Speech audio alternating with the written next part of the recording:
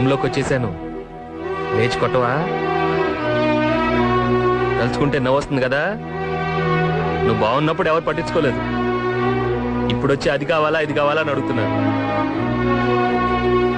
ఏం చేయను బామ్మ, నేను కూడా వాళ్ళలాగానే ఉండేవాడిని. మా నాన్న పోయిన తర్వాతే ఆయన విలువేంటో తెలిసింది.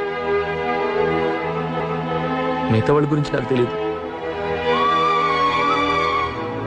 నువ్వు నాకు బాగా నచ్చావు, నిజం. నువ్వు కర్ర పట్టుకొని నా వెంట పడినప్పుడల్లా నాకు మా నాన్నే గుర్తొచ్చావు. నేను ప్రతి సంవత్సరం సెలవులకు ఇక్కడికే వస్తాను. నువ్వు లేకపోతే నాకేం తోచదు.